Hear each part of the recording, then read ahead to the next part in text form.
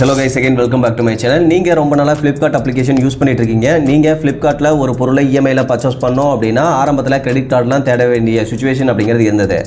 அதுக்கு அப்புறமா Flipkart Pay Later அப்படிங்கற ஆப்ஷன் கொண்டு வந்ததுக்கு அப்புறமா இவங்களுடைய Pay Later ஆப்ஷனை யூஸ் பண்ணி நம்மளால EMI ல ப்ராடக்ட்டை பர்சேஸ் பண்ண முடிஞ்சது.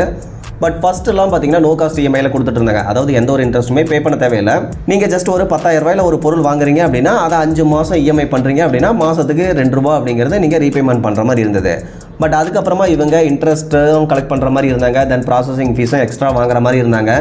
ஸோ இந்த மாதிரி கொஞ்சம் வருஷம் ட்ராவல் பண்ணிட்டு இருந்த நிலைமையில் இப்போ ரீசெண்ட் டேஸாக நீங்கள் இஎம்ஐலாம் பொருளை பர்ச்சேஸ் பண்ணோம் அப்படின்னா அதுக்கான எலிஜிபிள் அப்படிங்கிறதே பே லேட்டர் ஆப்ஷன்லாம் கொடுக்கல.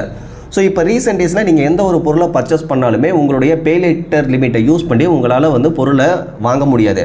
ஸோ Flipkart Pay Later பொறுத்தவரைக்கும் இந்த மாதிரி தான் இருக்குது. பட் Amazon Pay Laterல எனக்கு தெரிஞ்ச அந்த பிரச்சனை கிடையாது. Flipkart Pay Laterல வேறு எந்த யூட்டிலிட்டி பில் பேமெண்ட்ஸுமே நீங்கள் பண்ண முடியாது.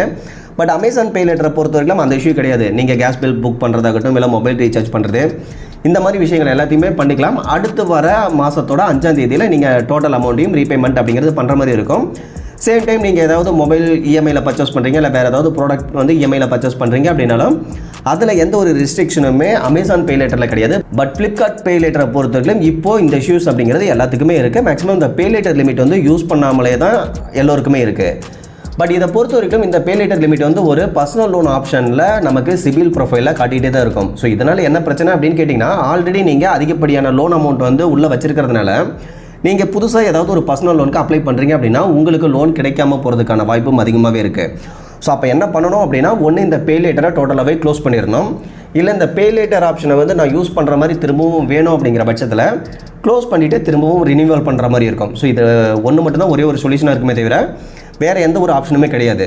ஸோ அந்த மாதிரி நாம் இப்போது இந்த பே லேட்டரில் நமக்கு எலிஜிபிளான இந்த லோன் அமௌண்ட்டை க்ளோஸ் பண்ணியிருந்தோம். ஸோ அது எப்படி பண்ணியிருந்தோம் அப்படிங்கிற டீட்டெயில்ஸை தான் இன்றைக்கி இந்த வீடியோவில் நம்ம கிளியராக பார்க்க போகிறோம். ஓகே எஸ், இந்த Flipkart அப்ளிகேஷனோட ஃப்ரீக்வெண்ட்லி ஆஸ்க்டு கொஸ்டின்ஸில் பார்த்தீங்கன்னா இந்த பே லேட்டர் சர்வீஸை IDFC ஃபர்ஸ்ட் பேங்க் தான் நமக்கு ப்ரொவைட் பண்ணுறதா சொல்லியிருந்தாங்க. சேம் டைம் அவங்கள காண்டாக்ட் பண்ணுறதுக்கான ஒரு மொபைல் நம்பரும் கொடுத்துருந்தாங்க. தென் மெயில் ஐடியும் கொடுத்துருந்தாங்க. ஸோ நீங்கள் இந்த மொபைல் நம்பருக்கு கால் பண்ணியும் இந்த மாதிரி இன்ஃபர்மேஷனை சொன்னீங்க, உங்களுடைய அக்கௌண்ட் டீட்டெயில்ஸ் எல்லாம் சொன்னீங்க அப்படின்னா அவங்க பே லேட்டரை க்ளோஸ் பண்ணி கொடுத்துருவாங்க.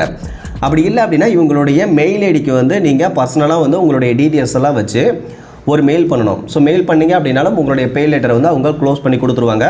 சிபில் ப்ரொஃபைலில் இருந்தும் உங்களுடைய அந்த personal loan pay later eligibility அந்த இப்போ நமக்கு ஒரு 50000 ரூபாய் கொடுத்துருக்காங்க அப்படின்னா அந்த 50000 ரூபாய் சிபில் இருந்தும் ரிமூவ் ஆயிரும். ஸோ அதனால் பார்த்தீங்கன்னா நீங்கள் இந்த 2 ஆப்ஷனையுமே யூஸ் பண்ணலாம். பட் இருந்தாலும் மொபைல் நம்பருக்கு நீங்கள் கால் பண்ணி இன்ஃபார்ம் பண்ணுறீங்க அப்படின்னா நீங்கள் இங்கிலீஷில் தான் கம்யூனிகேட் பண்ண வேண்டியது இருக்கும். ஒருவேளை உங்களுக்கு கம்யூனிகேஷன் ப்ராப்ளம் இருந்தது அப்படின்னா கண்டிப்பாக நீங்கள் கால் பண்ணி இந்த பிரச்சனையை சால்வ் பண்ண முடியாது. அப்படிங்கும்போது நீங்கள் என்ன பண்ணலாம் அப்படின்னா கீழே கொடுத்துருக்கக்கூடிய இந்த இமெயில் ஐடியை யூஸ் பண்ணி நீங்கள் உங்களுடைய பே லேட்டர் க்ளோஸ் பண்ணிக்க முடியும். ஓகே கேஸ், அதை பொறுத்தவரைக்கும் நீங்கள் உங்களுடைய Flipkart அப்ளிகேஷனில் என்ன இமெயில் ஐடி ரிஜிஸ்டர் பண்ணிருக்கிறீங்களோ சேம் அதே மெயிலிருந்து நீங்கள் மெயில் அனுப்புறதுக்கு ட்ரை பண்ணுங்கள். சேம் டைம் உங்களுடைய நேம் மென்ஷன் பண்ணிவிட்டு உங்களுடைய மொபைல் நம்பர் என்ன, மொபைல் நம்பரை பொறுத்த வரைக்கும் நீங்கள் Flipkartல என்ன மொபைல் நம்பர் யூஸ் பண்ணுறீங்களோ அதே மொபைல் நம்பரையும் கொடுத்துருங்க. தென் வேறு ஒரு மெயிலேருந்து நீங்கள் மெயில் அனுப்புறீங்க அப்படின்னா மெயில் ஐடியும் கூட அட்டாச் பண்ணிடுங்க. ஸோ இது ரெண்டையும் அட்டாச் பண்ணிவிட்டு நான் என்ன சொல்லியிருந்தேன் அப்படின்னா உங்களுடைய பே லேட்டர் சர்வீஸ் எனக்கு கரண்ட்லி எந்த ஒரு யூஸுமே இல்லாத மாதிரி இருக்குது. சேம் டைம் இது சிபில்லையும் பெரிய அளவில் நெகட்டிவ் இம்பாக்ட் கொடுக்கறதுனால தயவு செஞ்சு இதை க்ளோஸ் பண்ணி கொடுத்துருங்க இமீடியட்டாக அப்படிங்கிற மெசேஜை தான் நான் போட்டிருந்தேன். இன்கேஸ் உங்களுக்கு ஏதாவது டவுட்ஸ் இருந்தது அப்படின்னா கீழே இருக்கிறத பார்த்து அப்படியே கூட டைப் பண்ணிக்கோங்க. பட் எனக்கும் கம்யூனிகேஷன் அப்படிங்கிறது அந்தளவுக்கு வராது. அப்படிங்கும்போது கீழே எழுதிருக்கிற வேர்ட்ஸ் அப்படிங்கிறது கரெக்டானு தெரியாது. பட் நான் எழுதின விஷயம் அவங்களுக்கு புரிஞ்சிருக்க போல் அவங்க எனக்கு டீஆக்டிவேட் பண்ணி கொடுத்துட்டாங்க. அவ்வளோதான் மேட்ரு. ஸோ உங்களுக்கும் இந்த பிரச்சனை இருந்தது அப்படின்னா மேபி இதே மாதிரியே டைப் பண்ணி கூட நீங்கள் அனுப்பிச்சிக்கலாம். இல்லை உங்களுக்கு இதை விட பெட்டரான கம்யூனிகேஷன் இருந்தது அப்படின்னா நீங்கள் இன்னும் கொஞ்சம் டீட்டெயிலாக எழுதி கூட இவங்களுடைய மெயிலுக்கு சென்ட் பண்ணிங்க அப்படின்னா வித்தின் 3 டேஸ்க்குள்ளே உங்களுடைய பே லேட்டரை க்ளோஸ் பண்ணி கொடுத்துருவாங்க. இந்த மாதிரி மெயில் அனுப்பும்பொழுது நம்ம மெயில் அனுப்பி 3 நாள் கழிச்சு நமக்கான மெசேஜ் அப்படிங்கிறது வந்தது. அதாவது உங்களுடைய ரெக்வஸ்ட் நாங்கள் ப்ராசஸ் பண்ணிட்டோம் அப்படின்ட்டு. சேம் டைம் இப்போ நம்மளுடைய Flipkart அப்ளிகேஷனை விசிட் பண்ணி பார்க்கும்பொழுது நமக்கு பர்சனல் லோன் ஆப்ஷன் மட்டும்தான் இருந்ததே தவிர முன்ன காட்டிக்கிட்டு இருந்த அந்த பே லேட்டர் 50000க்கான எலிஜிபிலிட்டி அப்படிங்கிறத ரிமூவ் பண்ணிட்டாங்க. ஸோ இதுக்கு மேலே நம்மளுக்கு எந்த ஒரு பிரச்சனையுமே கிடையாது. பட் இது க்ளோஸ் ஆனதுக்கப்புறமா இப்போ திரும்பவும் பே லேட்டரை ஆக்டிவேட் பண்ணுறதுக்கான அந்த ஆப்ஷன் அப்படிங்கிறது நம்ம Flipkartல ஏதாவது ப்ராடக்ட்டை தேடிட்டு இருந்தோம் அப்படின்னா இடையில பேனராக ஷோ பண்ணுறாங்க.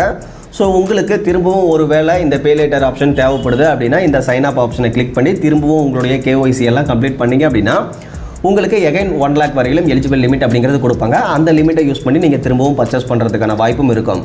ஸோ நீங்கள் இந்த மெத்தடில் க்ளோஸ் பண்ணிவிட்டு திரும்பவும் ரினியூவல் பண்ணுறதா இருந்தால் ரினியூவல் பண்ணிக்கலாம். இல்லைனா க்ளோஸ் பண்ணிவிட்டு அப்படியே கூட விட்டுறலாம். ஓகே கைஸ், இன்றைக்கி பார்த்து இந்த இன்ஃபர்மேஷன் உங்களுக்கு யூஸ்ஃபுல்லாக இருந்ததுன்னு நினச்சிங்கன்னா மறக்காம வீடியோ லைக் பண்ணிவிட்டு சேனலையும் சப்ஸ்கிரைப் பண்ணிடுங்க. ஃபியூச்சரில் இந்த மாதிரி யூஸ்ஃபுல்லான நிறைய இன்ஃபர்மேஷன் உங்களுக்கு வரும். Okay guys, thank you.